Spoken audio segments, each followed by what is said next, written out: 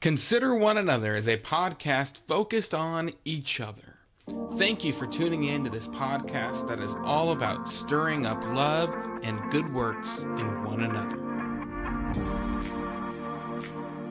Hey, welcome back to the Consider One Another podcast. I'm really excited about today. Last week we got to talk to Will and Lauren, who are traveling healthcare workers, and they'll just be here for a short amount of time. Today, I'm with Donna McNair, who, I don't know, would you consider yourself a snowbird, or how do you qualify yourself? Because you're a member here, but you're here sometimes and in other places other times. You tell me, snowbird, yes, no?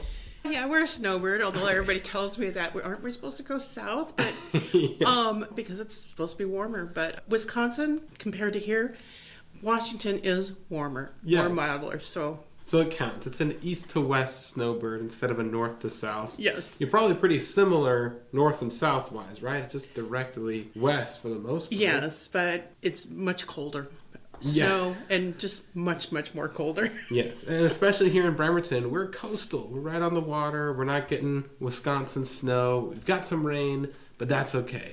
That's Yes, okay. yes. So, okay, awesome. Then we've got Donna McNair with us. We'll get into more of the ins and outs of her life between here and Wisconsin, how interesting that is to me. But first, we're going to start with Scripture. Donna, I'm going to read Ecclesiastes 3. We've seen this on the podcast, I think, once before. I think it's Leroy Horton's favorite section of Scripture here. So I'm going to read Ecclesiastes 3, verses 1 through 8. I'll just read the Scripture, and then you share anything that stands out to you. Sound good? Sounds good. To everything there is a season, a time for every purpose under heaven. A time to be born and a time to die, a time to plant and a time to pluck what is planted, a time to kill and a time to heal, a time to break down and a time to build up, a time to weep and a time to laugh, a time to mourn and a time to dance, a time to cast away stones and a time to gather stones, a time to embrace and a time to refrain from, a time to gain and a time to lose, a time to keep and a time to throw away, a time to tear and a time to sow, a time to keep silence and a time to speak, a time to love and a time to hate, a time of war and a time of peace. That's Ecclesiastes 3, 1 through 8, a familiar passage. Does anything stand out to you in those famous pairings? Well, God has a plan. And obviously he has a plan as far as time, how everything goes. And it just seems like throughout life, eventually we're going to live through one of those, I don't know, time phrases or whatever. Pairings. Yeah, time pairings. And I have probably most of them at one point in my life or another. And it's more about how I'm going to handle each one of those time frames. Whether I'm going to handle it on my own or if I'm going to handle it with God. Whether it's the good positive side, as we would probably look at it, or the not so great and positive side. Yes. But it's more about how I'm going to handle those situations, whether it's going to be with just me or whether I'm going to handle it with God. Because God has a plan. God has a plan. God has a plan. Okay, 3 minutes in, I think we already have our episode title. It's perfect. God has a plan. God has a plan, and that's seen here. And some of these things are exciting. Some of these things are some of those hardest days of your life. Yes. A time to be born and a time to die. With either of those. And through all of them, we have to grow. So Yes, right. And how are you going to grow? With God or on your own? Yes. That's the difficult part. So look through these verses on your own. Take some time and look at these pairings. And you're going to see, like Donna pointed out, you've probably gone through all these at some point. I'm sure you guys have done plenty of sewing over at the Quick Home. But there's time for tearing, too. There's time for mourning. There's time for dancing. Times for throwing away. Times for keeping. Go through those and see, hey, how am I growing with God through this? There's a time for everything, and God has a plan for it all. Ecclesiastes 3 is interesting to me for this conversation because your life is obviously very different depending on what season it is. Because in the winter seasons, we're blessed to have you and your husband with us, which is awesome. But I also know in a different season, you will be going back to Wisconsin. So tell us about just what that looks like, when you'll be going back to Wisconsin, and just what life is like between Wisconsin and Washington. When did you start spending your winters here, and what led you to make that decision in the first place? this is our first full year. Okay. Last year we did a partial year. The reason we did this is we decided to sell our house. My sister had to help empty my parents' house like twice. I did not want to leave that for my children. I had a lot of stuff. I did not want to leave that. So the original plan was to be traveling all over the place. And my husband we sold the house. In Wisconsin. In Wisconsin. About 2 months prior to selling it, our daughter and her husband decided they were going to buy it. Oh. So we sold it to them. Great. We live 15 minutes away in a RV park where we have our summer trailer there. And a month after we sold it, we found out my husband was going to have a quadruple bypass. So we went back to the house for a month after his surgery. Yeah.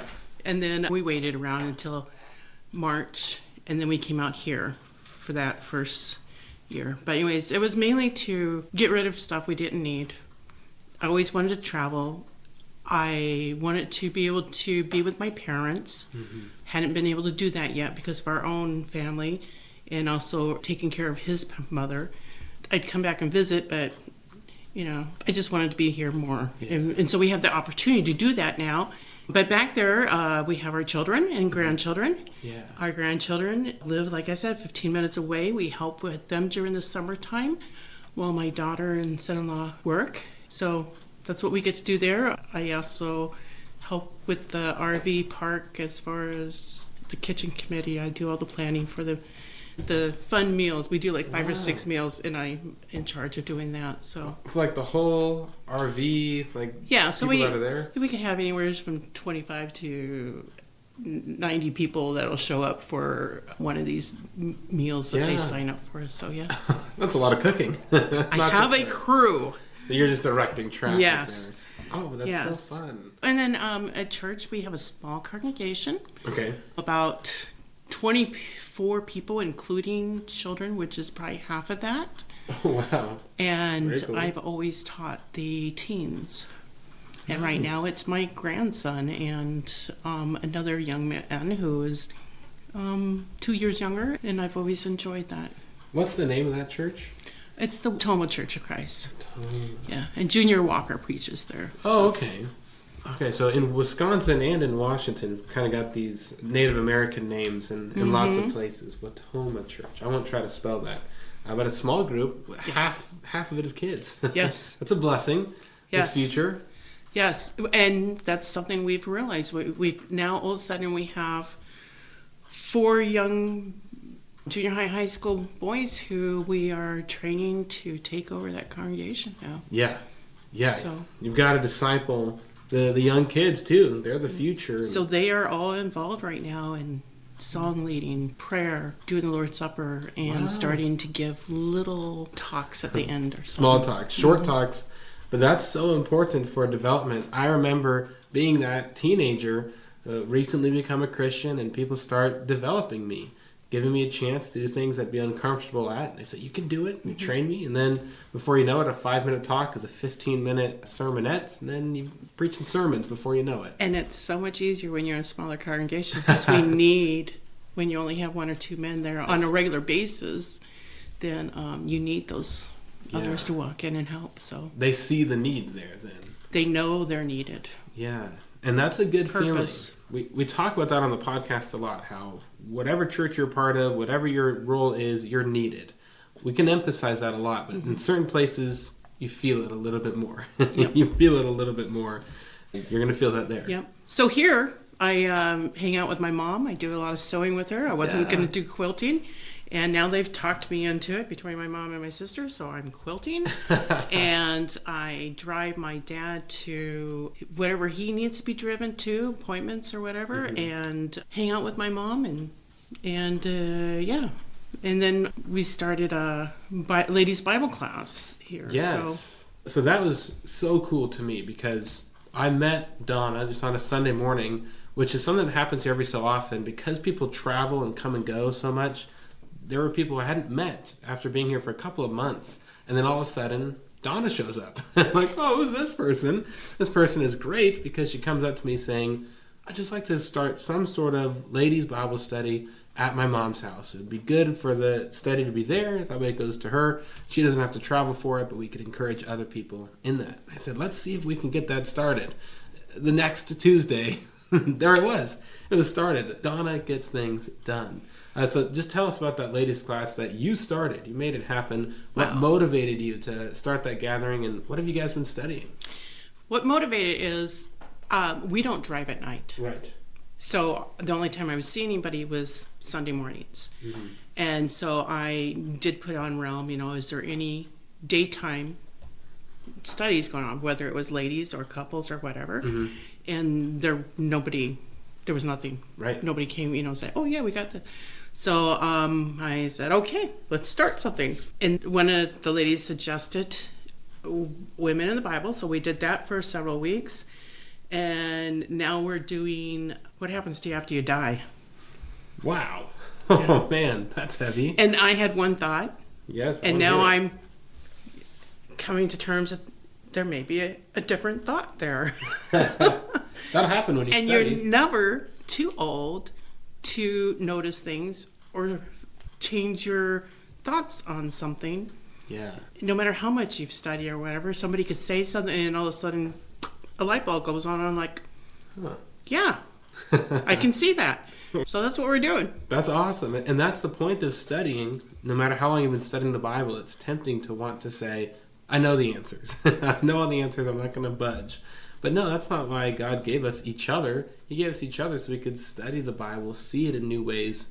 And now that's happening. Mm-hmm. That's happening. I don't know how many times I've had to go back to my teens and say, I was not studying this right. This is not what this is. Yeah. And I think that's good because they can say, hey, it's okay to be wrong, and then you can turn around and come back and correct that.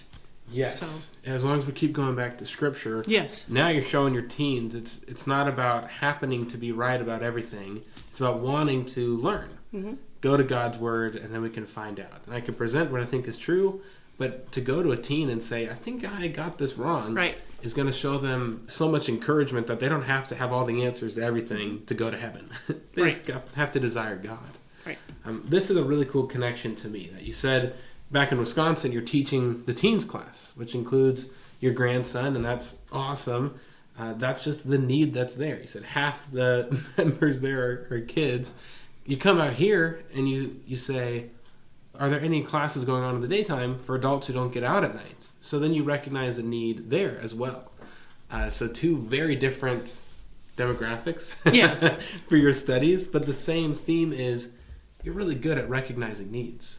I think that'd be fair to say. No matter what the need is, you find it and then you've pursued it. So less teens here, or we have teen teachers here, but you say, okay, where do I need to serve? Oh, what about this area here? You saw it and you made it happen. That's really cool. Thank you. Yeah, so seeking out needs is a great way to be a super involved member at a church or at multiple churches like Donna is here. Thank you for starting that ladies class. I think that's awesome.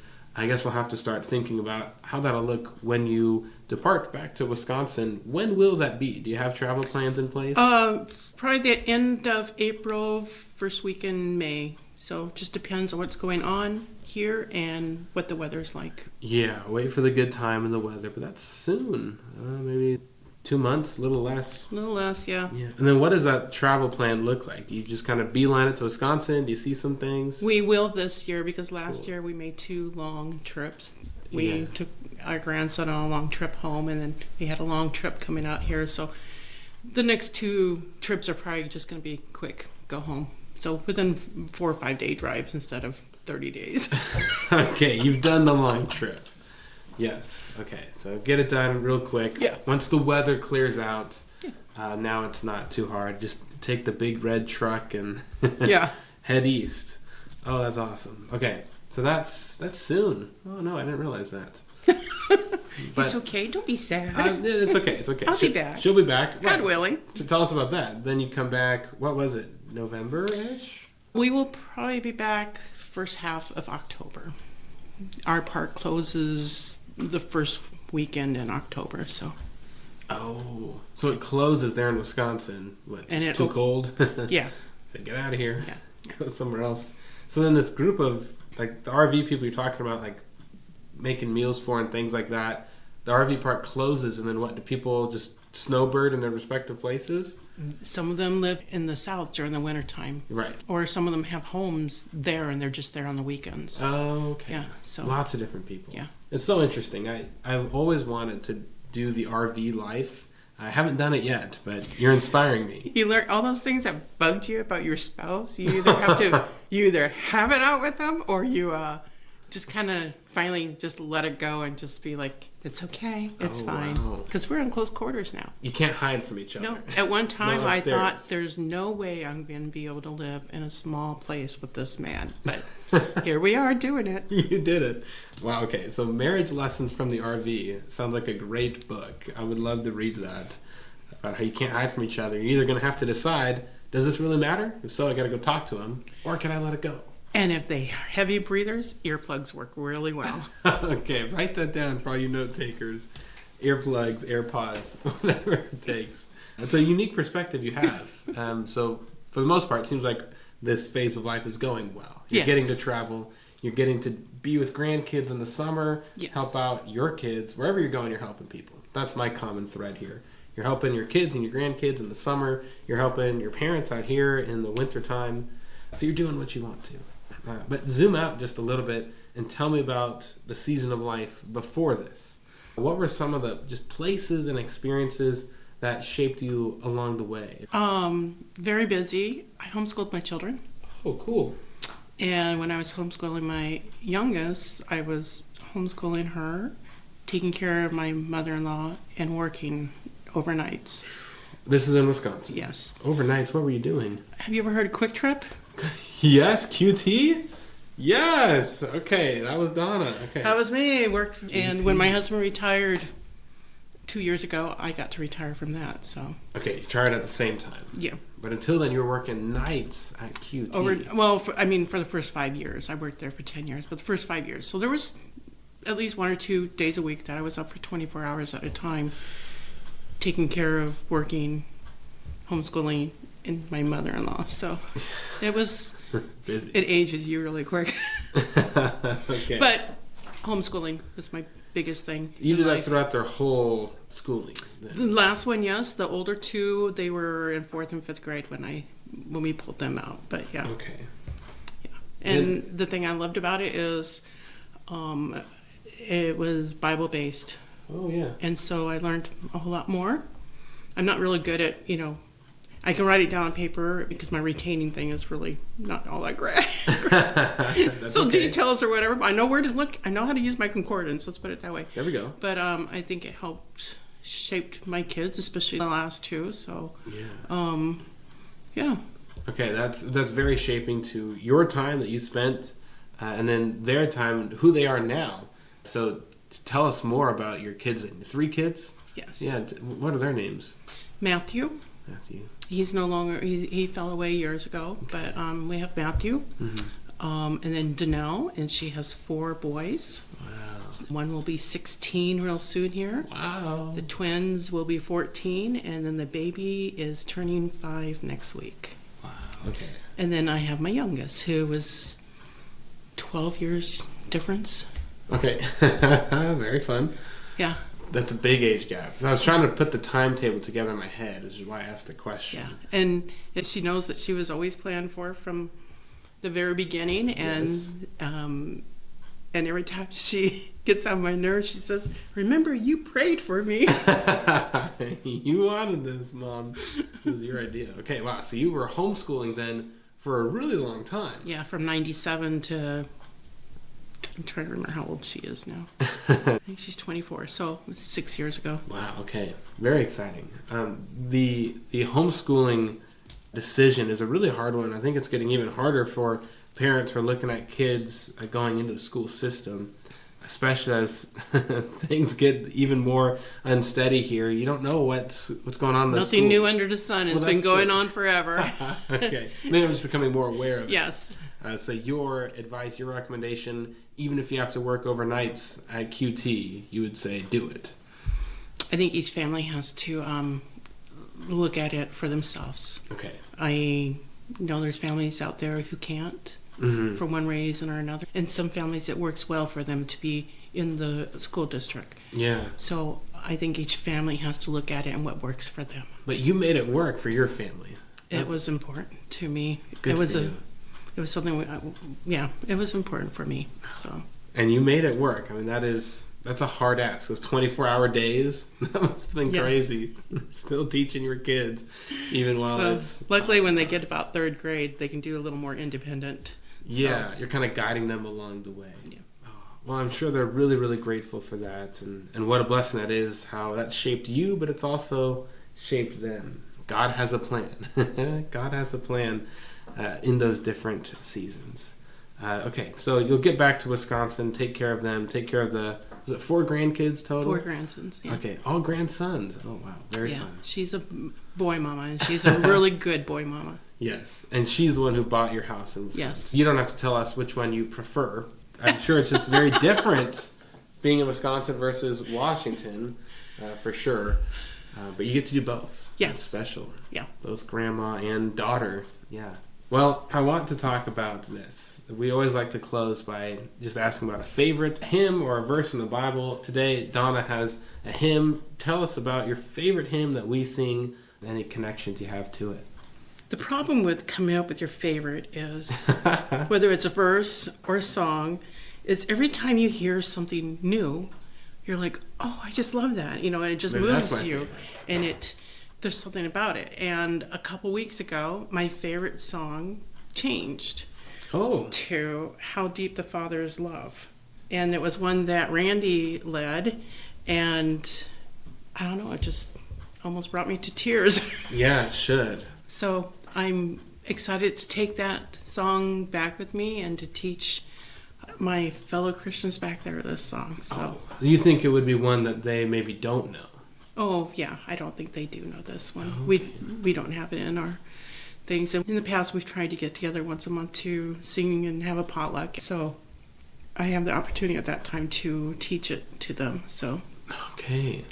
Do you like teaching those new songs? Is that something you do often? they like it when I bring back a song, Yeah. a new song. So. Oh, that's so cool. This is exciting to me to think about the connection between these two different churches that are very far apart. It just has, the McNairs between the two of them. And now you can take something you saw here that was working and take it there.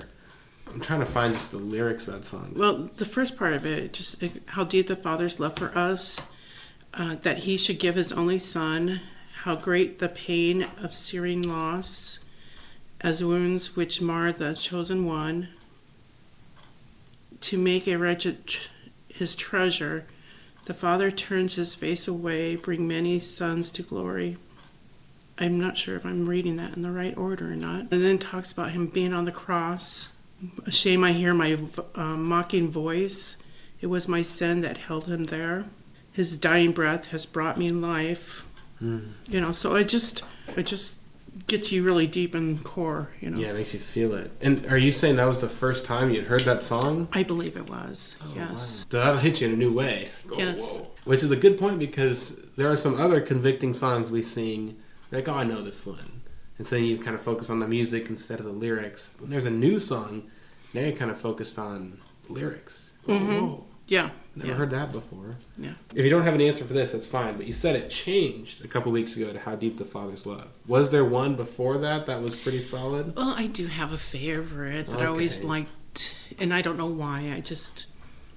But I always liked Jesus Rose of Sharon. And so when we were at where the vintage Fluffy and people Cheryl. live. Yep. Shout out Fluffy and Cheryl for putting Yep. that together. Yes, thank you so much. I truly enjoyed it.